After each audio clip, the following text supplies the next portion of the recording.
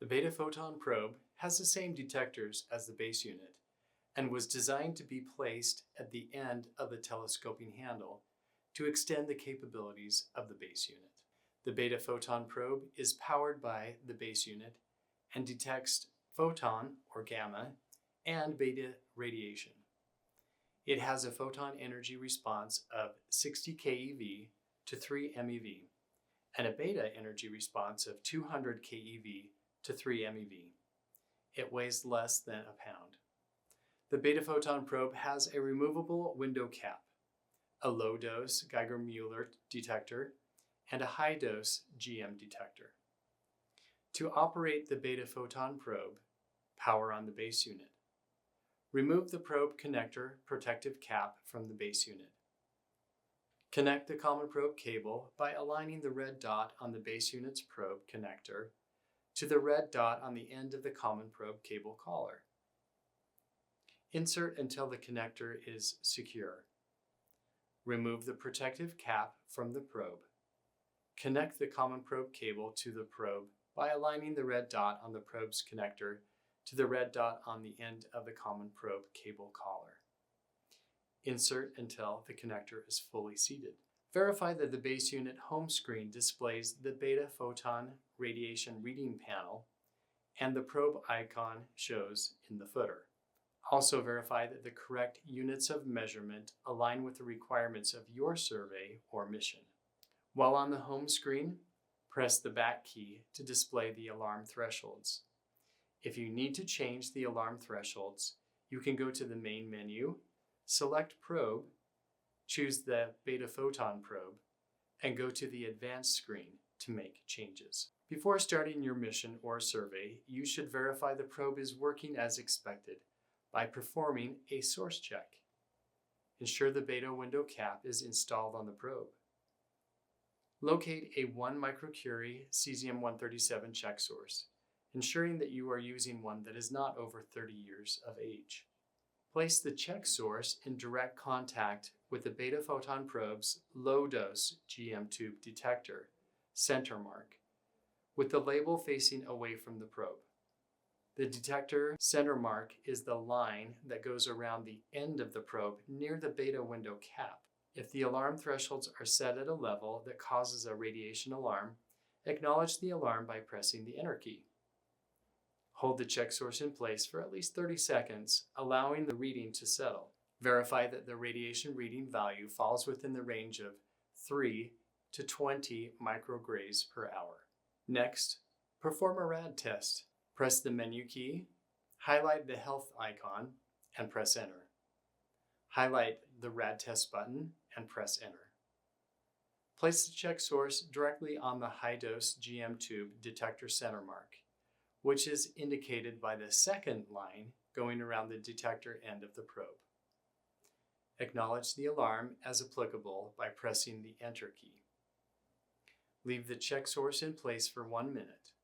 After the 1 minute, look at the screen and confirm that the probe L count value displays at least 250 counts and no more than 5,000 counts and displays pass. Confirm that the probe H count value displays at least 1 count or higher and displays pass. Press the Enter key to acknowledge the rad test results. Do not use the Beta-Photon Probe if the source check was not in the range for the probe L count for the low-dose GM tube noted, or it does not show at least 1 count for the probe H count or the high-dose GM tube counts, and the word pass after completing the rad test. Return the check source to its storage location. The Beta-Photon Probe is now ready for your survey or mission. When monitoring for photon radiation, hold the probe so that the flat spot on the probe is facing the suspected source of radiation. While conducting surveys with the Beta-Photon Probe, use of the base unit carrying pouch is recommended, either worn with the shoulder strap across your body or attached using the MOLLE attachment methods to your belt or vest as desired. This is especially important if the Beta-Photon Probe is being used on the end of the telescoping handle. Hold the handle and point the probe toward the suspected radiation sources while surveying. A few things that are specific to operating probes with the RDS Space Unit include changing the location and display of probe radiation reading panels on the home screen, viewing probe health, viewing probe information, and changing the probe's units of measurement and alarm thresholds. To change the location and display of probe radiation readings on the home screen, press the menu key, highlight Settings, and press Enter. A shortcut for getting to the Advanced button quickly is to press the up arrow key. Once highlighted, press Enter. Choose what radiation readings to display in the left panel and right panel of the home screen by using the left and right arrow keys to change options for each panel. To see the health status of the Beta-Photon Probe, press the menu key, highlight Health, and press Enter. Press the down arrow key to highlight details for the Beta-Photon Probe and press Enter. This screen displays current alarms, faults, and notifications if there are any. To view information about the Beta-Photon Probe, press the menu key, highlight Info, and press Enter. Highlight the Beta-Photon icon and press Enter.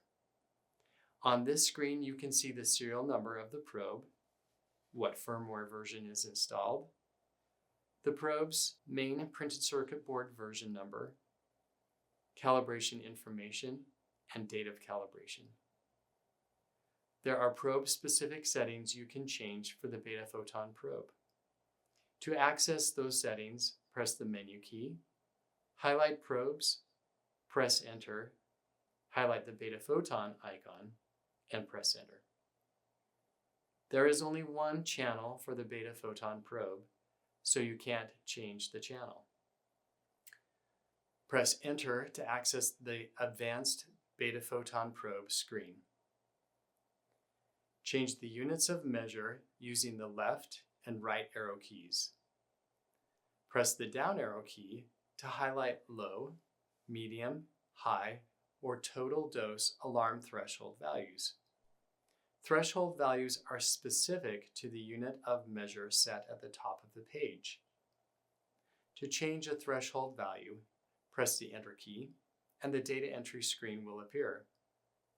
Note that the previous value shows on the top of the data entry screen. Use the arrow keys to highlight the new numbers and press Enter for each number to enter the new values. When you are done, highlight the Done button and press Enter. Press the Home key to return to the home screen. When using the probe for beta radiation, please note that the probe is not calibrated for beta radiation and is only useful as an indication that beta radiation is present. You can use the Beta-Photon Probe radiation readings to determine if there is significant amounts of beta radiation on a surface. With the beta window cap installed, orient the Beta-Photon Probe perpendicular and 2 inches to the surface. Observe the Beta-Photon Probe's radiation reading. Then remove the beta window cap to expose the GM tube. To remove the beta window cap, use your thumb on the extended lip of the cap to push the cap off. Place the beta window cap on the magnetic area on the side of the probe to keep it out of the way. With the beta window cap removed, orient the Beta-Photon Probe perpendicular and 2 inches to the surface. Observe the radiation reading. Is there a noticeable increase in the radiation reading? If there is a noticeable increase, it indicates that beta radiation may be present. After doing a reading for beta radiation, make sure to reinstall the beta window cap on the top of the Beta-Photon Probe. When finished with your survey, disconnect the Beta-Photon Probe. To disconnect, make sure to pull on the cable collar of the common probe cable, not on the strain relief or the cable itself.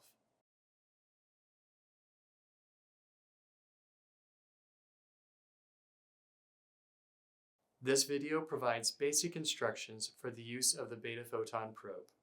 Additional instructions can be found in the RDS Technical Manual.